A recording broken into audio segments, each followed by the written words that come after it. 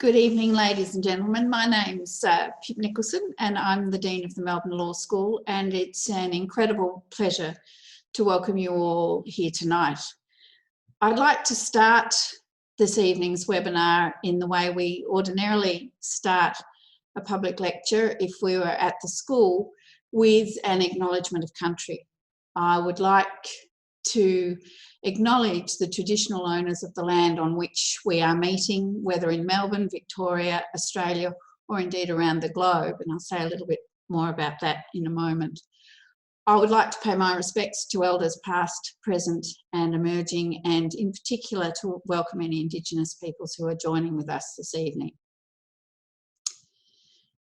It's fabulous to be welcoming a group to a webinar that has participation both in Melbourne, across the country. There's about 25 of you joining us from across Australia, and with alumni and friends from across the world. There's about 33 odd people joining us from 16 different countries across the globe.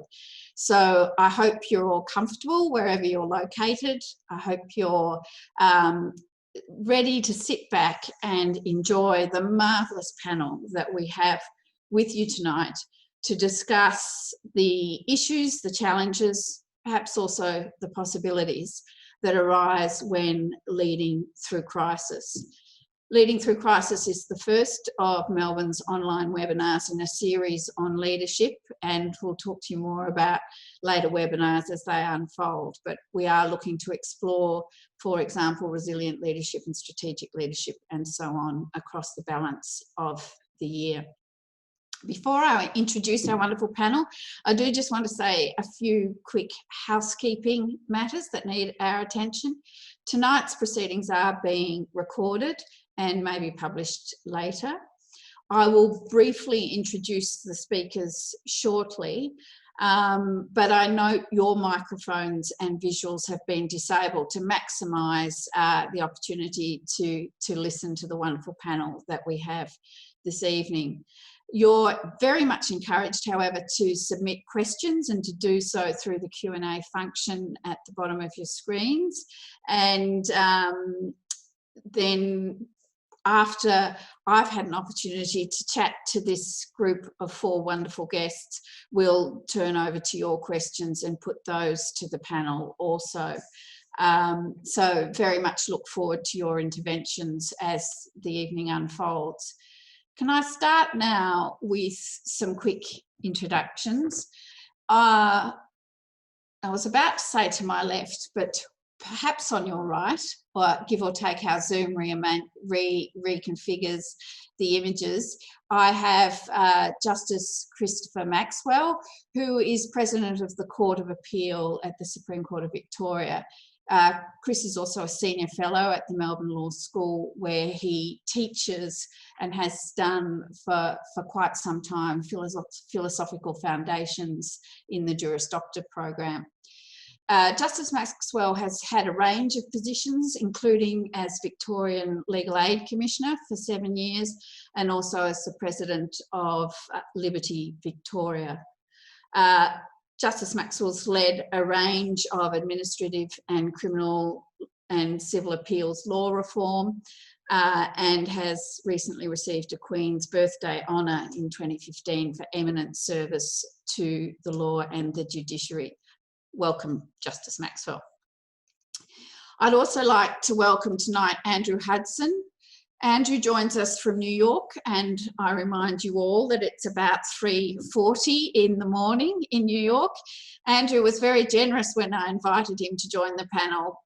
As the father of a newborn, he said he would inevitably be up at this time, but we are really pleased to be able to have someone join the panel from the US with your particular experience, Andrew. So I'm delighted you've joined us at the unforgivable hour of 3:45 in the morning. Andrew obviously is currently resident in New York. He's an international human rights lawyer with 20 years of experience, both with the UN and international advocacy more generally.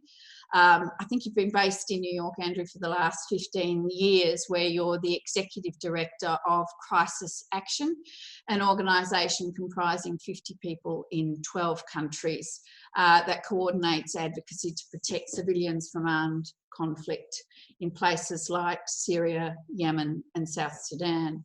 Prior to Crisis Action, Andrew's had extensive experience in human rights. He's worked in Latin America, he's worked in the Human Rights Defenders Program, and many, many years ago he worked in a community legal centre in Melbourne subsequent to working at Mallison's. It's a particular pleasure to welcome you also, Andrew, and may you stay with us for the full hour. Look forward to that. Jenny Taing, a very warm welcome. Jenny is based in Melbourne and is a lawyer and board director with expertise in financial services, corporate governance, and has passion for sports, health and the arts. Jenny is currently a special counsel at Hive Legal, where she advises on financial services law, specialising in launching managed funds and exchange traded funds. Jenny has previously worked at Vanguard as head of product implementation, and before that was in-house counsel at Vanguard. She's also spent 10 years as a lawyer at the Australian Securities and Investments Commission. Jenny is currently on the board of the Australian Health Practitioner Regulation Agency and also on the Western Bulldogs Football Club Community Foundation, along with other board directorships, including for the Royal Victorian Eye and Ear Hospital and Screen Australia. She's a former commissioner of the Victorian Multicultural Commission, and it's a real pleasure to welcome you here tonight, Jenny. Thank you very much for joining us. Finally, let me introduce Ben Hubbard. Ben has long-standing experience of crisis management. Perhaps I shouldn't use those two words in the same sentence as saying you were the former Chief of the Staff of Australia's Prime Minister, Julia Gillard, and you've also worked in the offices of Deputy Prime Minister, Minister for Education, Employment and Workplace Relations and the Victorian Premier, but I'm sure you did see your fair share of urgent action in those offices, Ben. Ben was also the Chief Executive Officer of the Victorian Bushfire Reconstruction and Recovery Authority, the government agency coordinating the recovery of communities affected by the 2009 Black Saturday bushfires. Has extensive experience also advising the private sector as well as government. So it's a diverse panel. You come to us with very different experience, and I really look forward to talking to you and hearing you bounce off each other. I wonder if we could open up tonight's conversation with you telling me to what extent, if at all, managing and or surviving a crisis has changed you, and perhaps to give that slightly more specificity, to what extent might it have shifted your values, your perspectives or your priorities? And Ben, I'd love to hear from you. Yeah, no worries, Pip. The roles I did, particularly that role in Canberra, but not just that role in Canberra, you did face crises of differing descriptions all the time.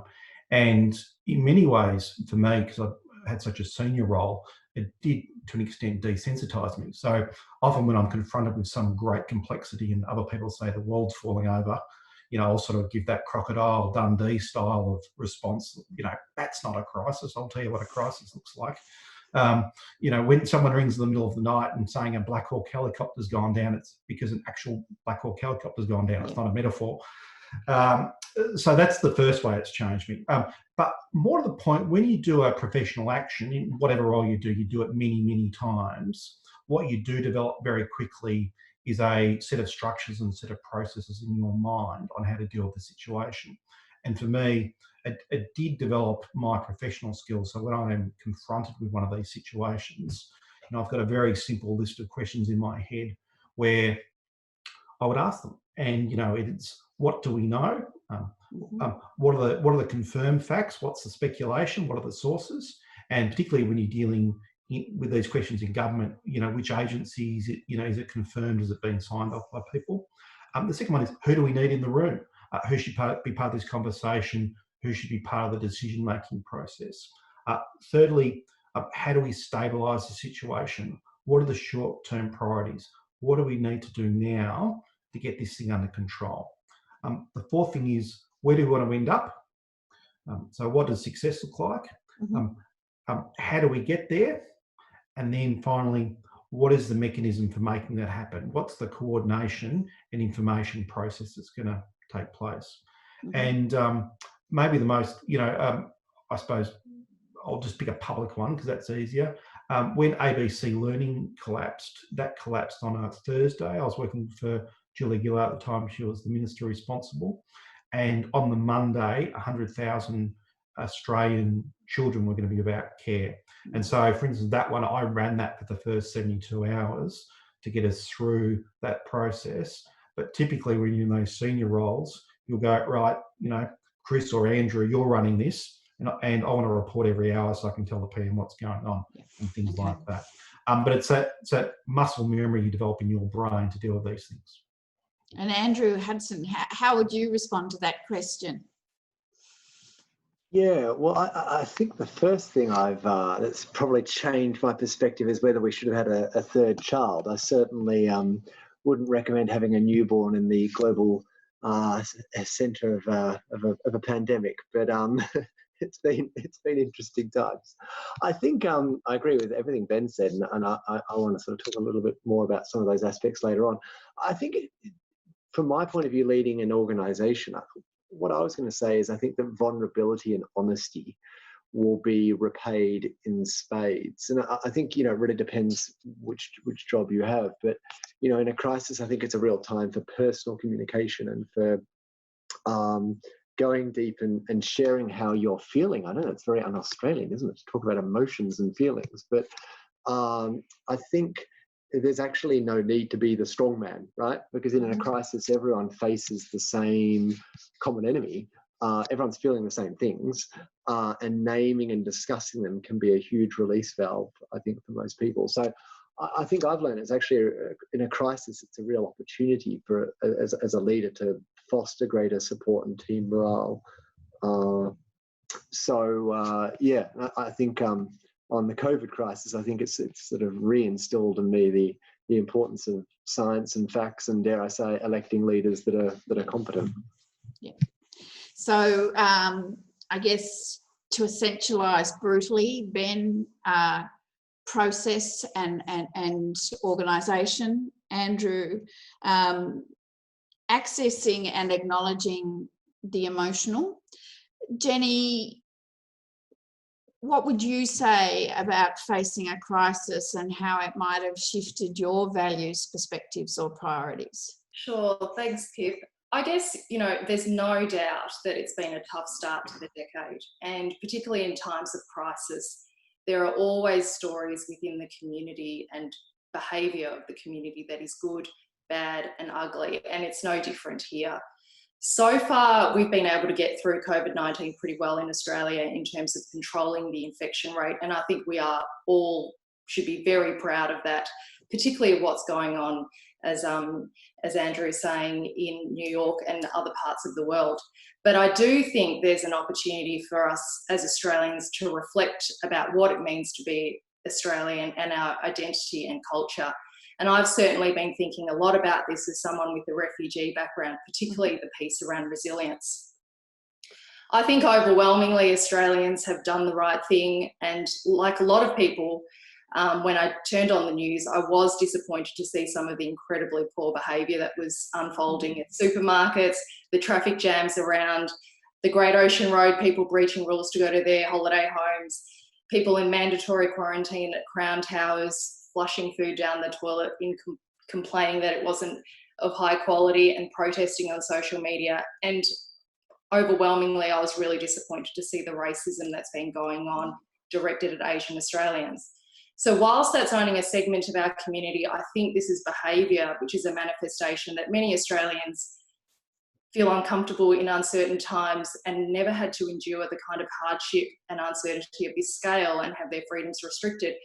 And I think as someone who grew up listening to the stories of my parents who were refugees from Cambodia and Vietnam around the loss of their homeland, the war, the famine in refugee camps, and the hardship we experienced as a family growing up here, I felt a real disconnect to that kind of behaviour. And I think, you know, talking to my mother, who's now in her 60s, about the pandemic, she just feels comfort in that she has access to food, has her home, and is able to have her health if she stays indoors. And I think personally, I found a new level of respect and appreciation for my mother's resilience during this time. So I think there's an opportunity for Australians to really reflect about the pandemic and to learn from those in the community who have experienced hardship and suffering. And I think it's also an opportunity to reflect on our national identity and psyche, about how we treat communities that have been through hardship, that have had their freedoms taken away from them, and perhaps that can translate to a greater empathy and compassion in our policy towards groups like refugees and other disadvantaged groups in our community. Fantastic. Chris Maxwell, if I can turn to you for a final comment on the ways in which managing or surviving a crisis might have shifted your values, perspectives, or priorities.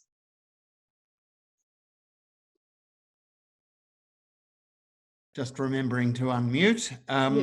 Beautiful. Look, I think it's changed a number of things very significantly.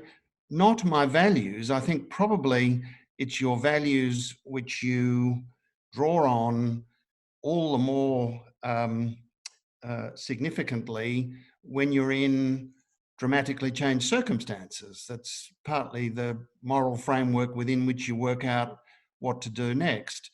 But it's radically changed the way I think about the leadership role, both that I have to perform in a small way with my group of judges, but also what I've seen in the work of other leaders across the judicial system. I suppose in particular, it's made me realise that when I'm trying to connect with those for whom I have a leadership responsibility, I would normally talk to them face to face. And I realised that the tools I would use, both to convey and to receive information, to support or encourage or whatever it might be, depends so much instinctively on how you engage when you're in the same space. And of course, all of a sudden, we are working remotely. We can't just pop in and check how someone's going. And I think that's been a very good learning experience for me, to think hard about, well, what is it I'm trying to achieve in my discharge of responsibility, and what other tools have I got available to me to discharge those responsibilities.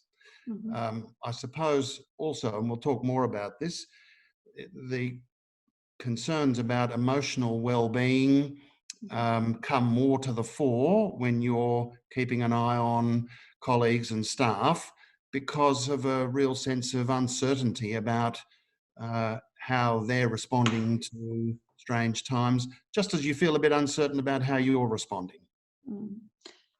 So maybe I could stay with you for a minute, Chris, and take you to your workplace and the workplace of your judicial colleagues across the legal system in Victoria and Australia, and ask you how the courts have had to adjust as a result of COVID-19, and the strategies that courts in general, or any court you want to point to in particular, have had to adapt and adopt to steer them through.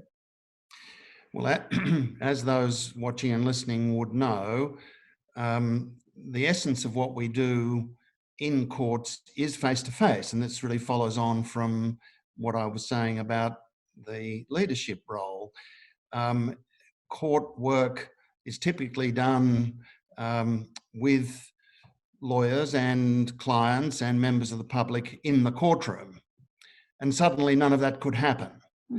And so really at about a week's notice, the court system had to radically rethink how it went about what it did, and how much of it could continue to be done.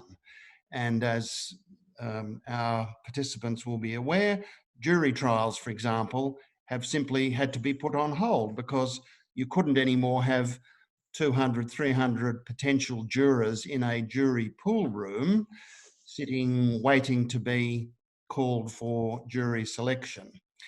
But in a number of other areas, we have continued to do our work, but with the most unfamiliar machinery of remote hearings. So that this morning, for example, I was taking part in a hearing, sitting here in my sitting room with two colleagues in the courtroom and barristers also appearing remotely from their offices. And I suppose I've learnt the obvious lesson that the things we have regarded as an absolute given about how we do our work can in fact be changed at short notice. I'll say something a bit later about how much we've depended on the skills of others to get us to that point. Yeah. But I suppose the thing I wanted to say about leadership across the court system, and I've been able to observe the work of our Chief Justice, Anne Ferguson, both as the head of the Supreme Court, but also as the head of the Courts Counsel, which is a cross-jurisdictional body, taking in, of course, all of the jurisdictions, including the busiest ones, the Magistrates Court and the Administrative Tribunal, VCAT. And I've been struck by how much more is demanded of a leader in crisis, particularly if you're not used to crises. I think Ben and Andrew have more professional familiarity with crises than most of us do. But when it's unfamiliar, you're suddenly dealing with uncertainty and anxiety on quite a large scale across the area you're expected to lead. And what I've noticed as the qualities which seem to have stood our Chief Justice in good stead are these. I would describe her as calm, cheerful, in control, compassionate, that is to say, concerned about the impact on individuals, appreciative of the efforts that are being made, decisive, because in a crisis you need clear-sighted, decisive decision-making, but at the same time a readiness to acknowledge that she doesn't have all the answers and can't predict the future, so that inevitably is living with the uncertainty as the rest of us are. Okay. So I think it calls for special skills, and I think the leaders I've been able to see at close quarters have risen to the occasion extraordinarily well. Can I flip to you now, Jenny? Because Chris, and thank you, Chris, for making clear that I can call you Chris for the balance of the evening. Chris has just explained the response of a leader who's leading an organisation or indeed a very large suite of institutions where you're there routinely as part of your job. And I wondered if you could speak to me a little about what role you think boards play in a time of crisis and how that might be a little bit different from the experience that Justice Maxwell was just describing. Yeah, sure. Thanks, Pip. Particularly, I guess, for boards, the role is that governance role, and it's really clear that you need to have clear understandings around roles and responsibilities in a crisis. Often, boards may feel the need to get into the weeds and get more involved in decision making, but ultimately, you've got to trust your leadership team, your management team to make those decisions. And often in these sort of circumstances, leaders are making decisions on information that's not perfect, and it's completely appropriate to do that. And the role of the board is really to make sure they ask those questions, make reasonable inquiries, empower your leaders to make those decisions, make sure you've got their back when they make those decisions. And if they make mistakes, completely accept that that can happen as well and that things change. So I think those sorts of things are really important. And in terms of a board's role and that type of culture you have around your board and your leadership team. Ben, I wonder if picking up on this idea of the potential for insufficient information or difficult information or changing information, I'd like to draw you out on some comments about how you balance off complexity with urgency when you find yourself in the middle of managing a crisis. It's always tricky because you need to make judgments about the quality of information. It goes a bit to Jenny's point, is the information good enough? Now, government decision makers and the leaders of large organisations typically, have a lot of people, a lot of very good people giving them good information, but you never have perfect stuff. And often people ask you about regrets and you say, well, I don't have regrets, but if I had the full information at the time, I might have made a different decision, which is, sort of the stuff that happens in life. I do think that being in government at the moment is really tough because you're not just dealing with the urgent, but you're dealing with a set of different timelines which are all profoundly complex. So they've been stabilising through the medical health emergency. They've been trying to create a set of frameworks to transition away from the levels of social isolation that have been happening. And obviously Victorian Premier made some announcements yesterday and today on that. But they're also trying to do two other things. What does the medium term look like and what they need to do, which is uncharted and profoundly complex. But then they're dealing with all the other big questions they were dealing with before this event happened. So usually you're just dealing with the short term and the big long term, but at the moment government's dealing with 4 different things, none of which are simple. So it is tough. I suppose when I've done busy jobs, I don't do this anymore, but when I was doing really busy jobs, I always have a quadrant to-do list, and there'd be 2 of the quadrants would be urgent and important. But there were never that many simple things on those, in those 2 particular quadrants. The personal quadrant said pick up dry cleaning. That was okay. Yeah. Sometimes I think the personal quadrant must have been a little ignored. Forgive me if I'm wrong. Andrew, can I turn to you? Crisis Action works with partners around the world to manage humanitarian crises, among other things. How would you, if you were asked, advise or coach leaders in their response to a crisis situation? Yeah, thanks. I think there are 3 main points, which I might not get through all of them. But the first point is that leading in a crisis, I think, is really about doing the fundamentals of good leadership. And in fact, in a crisis, people are more likely to show gratitude to you for good leadership. So in some respects, I think it's easier. But what are some of those fundamentals that I think you need to double down on in a crisis? The first, and I saw there was a question in the chat room from Julia. The first is, I think it's really important that you share how you're feeling, as I said earlier, and enable others to share how they're feeling. That focus on emotional well-being and mindfulness, I think it's one of the great things about COVID, that there's been such a focus on well-being, which has kind of been a taboo topic. So I think that's really important. Another aspect is focusing as a leader on unifying and inspiring rather than dividing, scapegoating, blaming. Another really key element, I think, is engendering trust. So by being honest and candid and not censoring. I think the worst thing you can do in a crisis is keep people in the dark.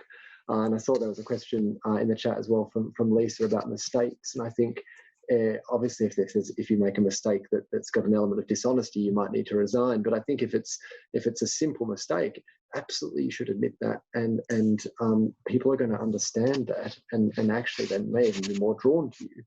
I think another element of leadership during crisis is the power of optimism, and we talk at Crisis Action about unreasonable optimism, and there have just been so many psychological studies that show people are more likely to follow a leader that is positive rather than negative or cynical, especially in a crisis. And I think 2 more aspects.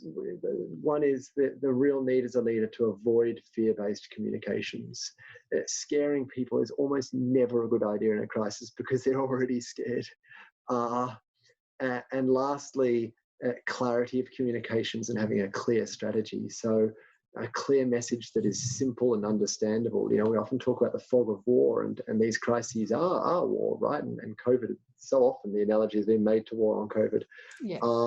But you know, we talk about dictatorship of delivery, that you need simple, understandable maxims that when everything else goes out the window, people are going to remember. Yeah. And in the course of that, I hear great clarity around roughly 6 attributes or behaviours that a leader needs to know and own and communicate. I wonder if you could talk to me just for a minute on a more specific question, Andrew, which is how do you involve those you lead, or how do you involve others through this crisis? Do you consult in the same way? Do you consult differently? How does that dynamic as between the leader and the people with whom you're working play out? Yeah, well, and I think you've got to have that predetermined, right? So this really goes back to Ben's first point, that as a leader in a crisis, you've got to be prepared for that crisis before it happens, right? So each crisis will be different, right? For us, it might be one of our staff getting kidnapped in a war zone, or an outbreak of violence where we have an office. But crises are regularly going to have the same characteristics, right? They might occur without warning, outside your control. They're fast moving. They take up a lot of your time. And so good leaders should always have a security policy or a crisis management plan and know the steps they'll take during a crisis.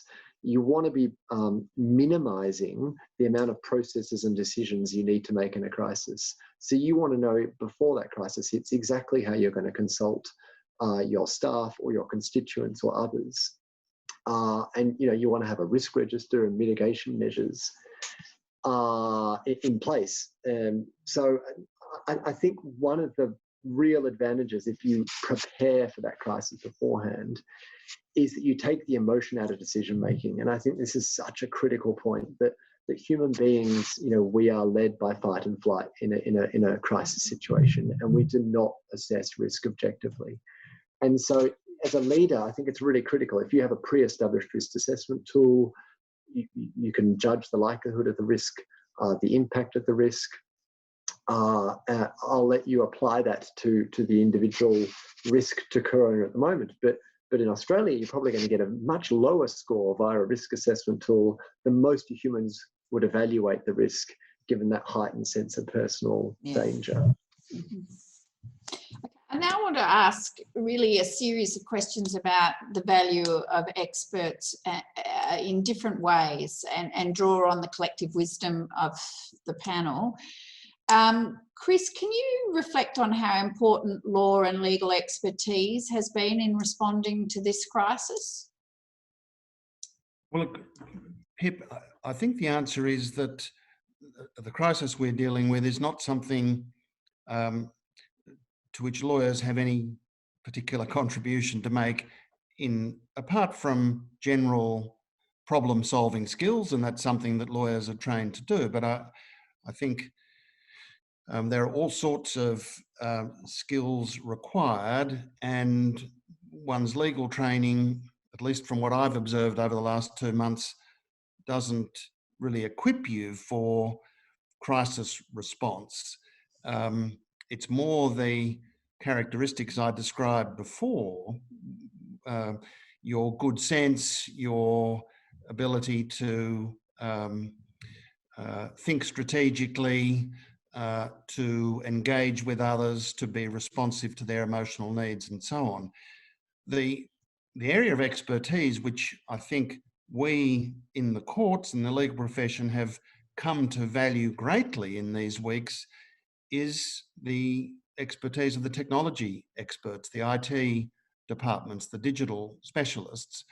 And modern generations of law students and lawyers are already technologically capable, self-taught mostly. Very many of us in older generations not so skilled or intuitive. And I've just marvelled at the capacity of the IT people who serve the court system, not only to solve problems, to be patient with those who aren't necessarily intuitive about technology, but also to open up to us the possibilities of audiovisual in all its manifestations. For example, remote hearings. None of us 3 months ago would have thought of ever doing something like that. Occasionally you might have a witness on video link, but the notion that you would have no one in the courtroom and yet have a perfectly serviceable hearing is a revelation. And if it wasn't for all of our experts in support, we just wouldn't be doing it. And I think it's quite important for those of us in a professional Mm-hmm. area to recognise the breadth of expertise available elsewhere. Mm-hmm. Great. And Jenny, you've got long-standing experience with innovation and tech. Do you think there's a particular importance or contribution that can be made here through the use of innovation and technology and helping to either prepare for or step through the crisis? Yeah, definitely. And I think, you know, most businesses have been investing in innovation and technology anyway because it's good for the bottom line. But I think during a pandemic, it becomes incredibly important that those businesses have done that. For example, at AHPRA, one of the things that we've done, so for all of those on the call, AHPRA is your national health regulator, which regulates 15 health professions in Australia and also has the responsibility of registering all our health practitioners. And it only came together 10 years ago, but one of the greatest assets we have is this national register of 15 different professions, which includes doctors, nurses and pharmacists who have played a critical role in the pandemic. And in anticipation of the demand and spike we thought we may have with COVID-19, we then set up a pandemic sub-register where we essentially re-registered anyone who in the last 3 years was on the register, who was a doctor, a nurse, a pharmacist, a physiotherapist, a radiographer, back onto the register, and for the next 12 months until the pandemic would end. And we ended up seeing 40,000 new registrants on the system. And that was a really quick way for us to be able to ensure that if those people wanted to get back into practice and help, that they could. And obviously that was on an opt-out basis and that your employer still needed to do all the checks and balances. But it was a great way that we were able to utilise this technology and this resource that we'd always had in response quite quickly and allow people to get involved quickly if they wanted to, and that we were able to facilitate that fast track process. It's been really interesting watching the way technology's come into different aspects of this. Both we've seen obviously very widely in the media, the medical developments, but also here in terms of real governance and protocols, and Chris in terms of transforming the way in which procedures work. Ben, can I ask you a slightly different question?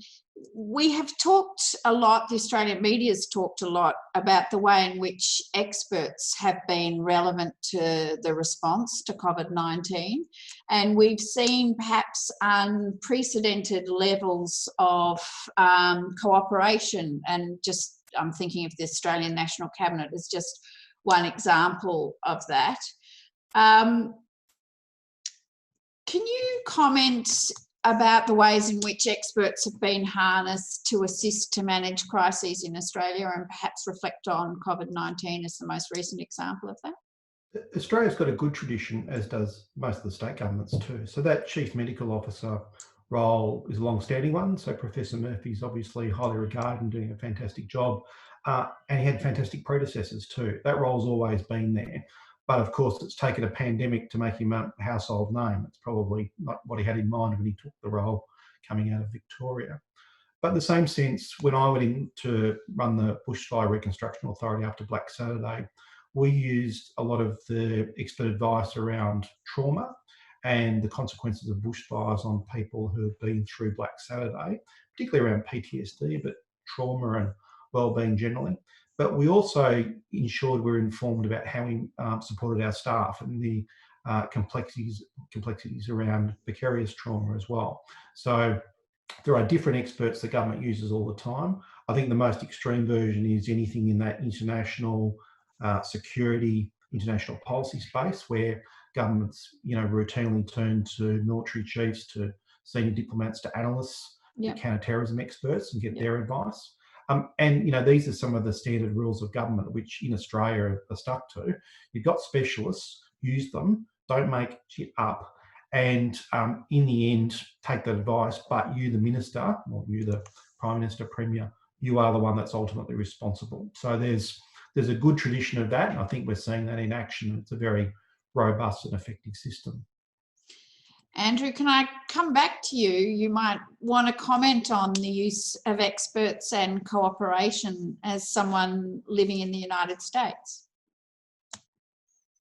Yeah, well, I think expertise is absolutely vital, right? And I do hope that's.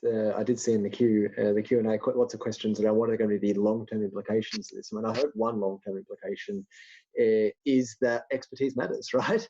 And that having competent people in government matters. So I hope that is one of the long-term implications of this. I mean, I think also if you compare how most global political leaders have reacted to COVID, and I'm not talking about Australia because I'm not there at the moment, but I think most of them have failed abjectly.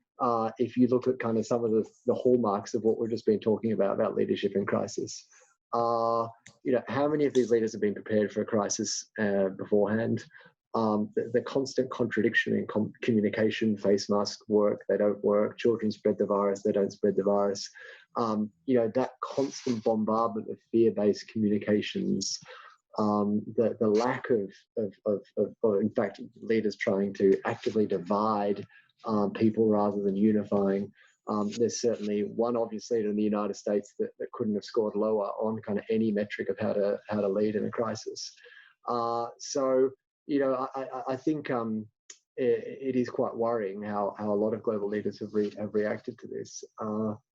And I think those that have done really well have relied on expertise, right? And it's been science and expert fact that's driven their response. And and those countries have done really well in this crisis. Yep. Okay, I'm now going to turn to some of the questions that have come in from our wonderful audience.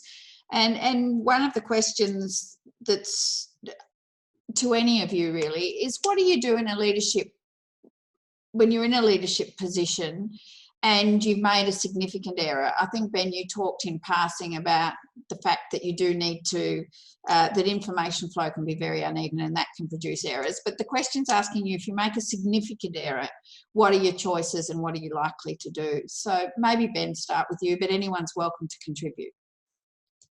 I think the Australian models around ministerial responsibility may have, been more brutal and crumbling than they were some time ago. But in the end, on big decisions, where if people make a decision based on a set of facts and it's reasonable, then I think the public's relatively forgiving on that, unless it's calamitous. I think there's a set of tensions there. If they choose to ignore information, willingly choose to ignore information, or information is withheld from them on purpose, that's a different story. There's a really interesting thing too around just because you've got a view doesn't mean it's an alternative doctrine or theory or law of science or physics. So if you're getting good advice in a timely manner, then you should be able to make reasonable decisions out of it. And in the end, if it's not quite right and it's all transparent, then I think the public are generally okay with that. It's where something falls apart in those elements, there's an issue. Now, other people might have a view and say, well, if the minister stuffed up, they should resign. Well, that is the valid view in terms of ministerial responsibility, but it really depends on the basis they've made the decision and how wacky or wild the decision is. And does anyone want to add to that? Sometimes the judge is not the public, but those within the organisation. Could I just come in quickly? I think the critical thing is for the leader who's made an error to acknowledge it. And sadly, in our political life, that happens all too rarely. I think organisationally, the trust that Andrew spoke about depends crucially on the ability of a leader to acknowledge error, to apologise if that's appropriate, because, that's the least that can be expected of you, but it's also an acknowledgement that you are fallible. As to what the consequences are, that will vary, of course, with the seriousness of the error, but assuming it was an innocent mistake rather than something else, I think my observation is leadership is enhanced by that acknowledgement. Pip, I just wanted to make one comment. I agree with what Ben and Justice Maxwell have said, and I think there's an important point to be made around leadership development for young people, is that we should actually celebrate failures and be proud of them, because we learn the most during those difficult times. So when you do get to a stage where you're in a leadership role and you do make a mistake, that's not considered something you're afraid to own up to, that you own up to it and that you feel comfortable and that there is support around you. And I think that's something in Australian culture we need to do better in terms of supporting leaders, and as young leaders developing, celebrating those failures. And you definitely see that in the startup world. In Israel, they have all these exercises where all these startup businesses get together and talk about all their failed ventures. And I think that's a really important thing to do, is to celebrate and acknowledge and know that a lot of people who are successful in leadership roles have stuffed up along the way. Yeah. Andrew, do you want to throw anything in here? No, I couldn't agree more. I think they're really the central elements I was going to raise. And look, as someone who spends her life with young people in many ways, I couldn't agree more that there's been an imbalanced approach to the focus on success, when often our greatest learning can indeed be through where something hasn't gone the way we wanted it to do, or where others would call it a failure. Jenny, I've got a particular question for you, which is in some ways reflective of or coming back to the answer that we've discussed along the way. And this is asking how we develop resilience in a community that has not been exposed to difficult circumstances. You spoke eloquently around both being the child of refugee parents, but also referencing their experience directly, and how they were able to put COVID-19 into a perspective of hardship, a comparative frame around hardship, and the resilience that they were able to draw upon. But the challenge is for a generation that hasn't seen that hardship, how do we develop that resilience? And I'll start with you, but I welcome comments from anyone on this question. Thanks, Pip. And thanks so much for the question. I think it's a really important point, and I think we are all incredibly privileged to live in Australia during this time where a lot of us have not had the lived experience of challenge and difficulties of a large scale like we've seen in other countries that have experienced war, experienced famine. And I think it's really important, the values of empathy and compassion. And I think, you know, Australians are generally people who are compassionate, but I think sometimes, you know, when these things sort of happens, like a pandemic, as we've seen, all sorts of weird behaviour comes out. For example, hoarding toilet paper. Where did that all of a sudden come from? And it's actually a reaction that someone has around a lack of control over their environment. And I think it's a real lesson around living with uncertainty and being able to accept living in uncertain times, and also acknowledging the importance of human relationships and connecting with one another. And that empathy piece is incredibly important. I think all of us together will have learnt something from this pandemic. At the end of this, we'll all have time to reflect and think about what have we learnt about our lives and how privileged we are, as well as some perspective around our identity with the rest of the world, how fortunate we've been and how difficult it has been for others. So I hope that this whole experience together as a country and as a globe, that we will get some lessons and reflections which hopefully will build on that resilience. Mm-hmm. Can I come back to Ben and Andrew? It's relevant, I think, to a conversation about resilience. Ben, you in particular, but also Andrew, I think through your experience, have both, inured might be the wrong word, but there's are in the habit of withstanding crisis, and that can produce, I think, Ben, you talked about not a complacency, but a fact that you're very comfortable in a crisis situation. And how do you then ensure that you and the people around you are reacting in such a way that they're not minimising their feelings, and that you are enabling your teams to you are enabling those around you to bring their full selves to your workforce and to your place. In other words, put more simply, if you've got a shield that you can put on in a time of crisis, how do you concurrently make sure that people are able to bring their vulnerable selves to the table and share with you what they need to share? So there's a thing, my model is sort of twofold. One is even the smallest signals can undermine your major message. So even in your head, if you don't think you got it under control, sure as hell make sure you look like you got it under control, because people get the message. But conversely, have a really clear conversation with the people around you about what's going on and what the plan looks like. And particularly in government, the ministerial staff cohort's about 400 staff.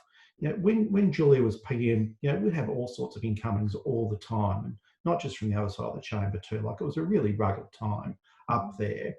And I'd have really honest conversations with all 400 staff. So every 3 months I'd get them all together and talk to them about it. And that forum never leaked, even in the height of Labor's leadership wars, because I'd basically take them through where we're at, what I thought the challenges were, and what we're doing about it. And that was an opportunity to be really upfront with people, and they could ask any question that they wanted, they did. And I'd do the same with the senior staff as a group, and the chiefs and the PM's office as well. But that's the mode for having those conversations. And if you're on the team that's dealing with the crisis, you're on that team, and the rest of you should stay on the tools and do your day job. So there was sort of those structures in place to ensure we got through them all, and we'd have them as a regular basis. But I think that that permission to ask questions and internal transparency is really important. But there's a balance with people doing their day jobs if they're not working on the crisis as well, and not losing that productivity. And people in Canberra in that period, amazingly, maybe not amazingly, but they rewarded that honesty and that transparency in that meeting of 400 people all through that time, which met regularly, never leaked to the meeting once. Did you want to comment?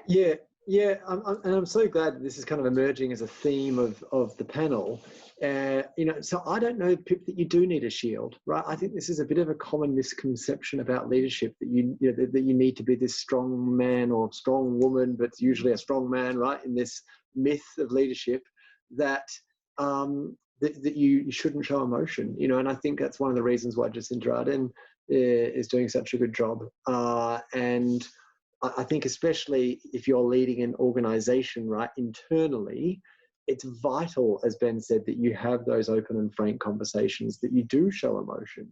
And so what we've been doing regularly at Crisis Action each Monday on a Monday morning is just saying, how are you feeling, right? That simple question of how are you feeling, and getting people to start talking about how they're feeling, because that is enormously empowering, because everyone will have the same thoughts going through their mind. Hearing other people say it makes it feel, oh, it's not just me. It makes people feel really, really good. So, I do hope that one of the enduring legacies of this of COVID is that leaders realise actually that this kind of old school notion that you shouldn't show emotion, that you shouldn't say, as Justice Maxwell was saying, that you shouldn't apologise for a mistake. Of course you should. That's the most important thing you should do, because it engenders trust. I think there's some really important lessons there. Look, we've got some other fantastic questions, but time is running out. In fact, I think we've only got 3 minutes left, wonderful panellists. Could I be presumptuous and just jump in on a different theme, which is raised by a number of the questions? And I will just say something quickly, and then others might have a comment. It's this question from several people about whether this period of dramatic change and rethinking holds potential for real and permanent change into the future, to which my answer is yes, it does, even in a rather hidebound world like the law.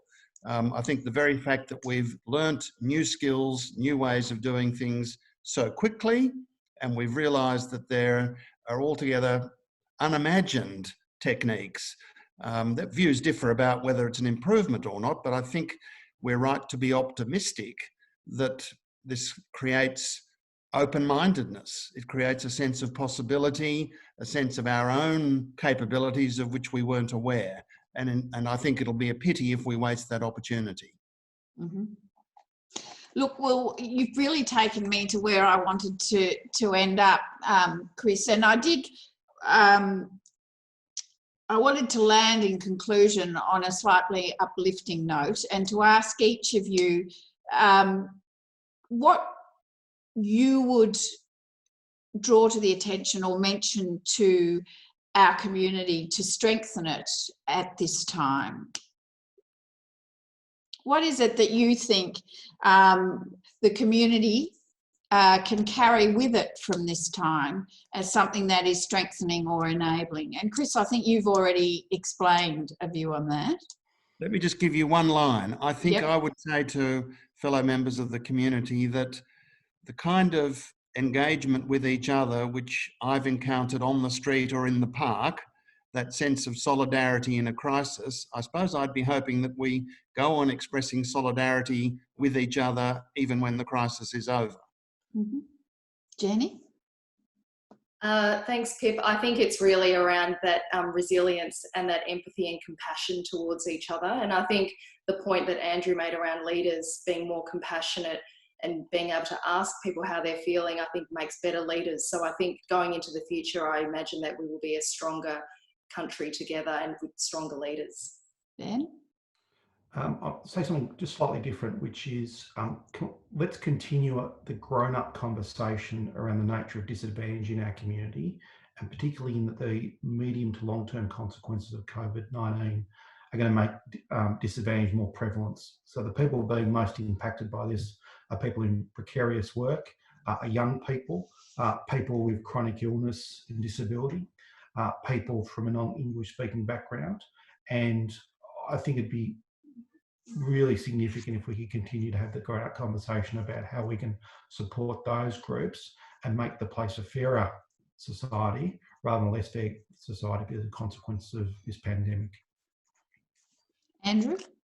Yeah, and I think just something really concrete is stop consuming commentary that's trying to make you scared, right? And this is something we can all be in control of. If you're reading an article in The Age, stop midway and think, is this trying to make me fearful, right? And if it is, stop reading it. Whatever it is, you have the power to do that, right? That's what I'm trying to say is realize your agency.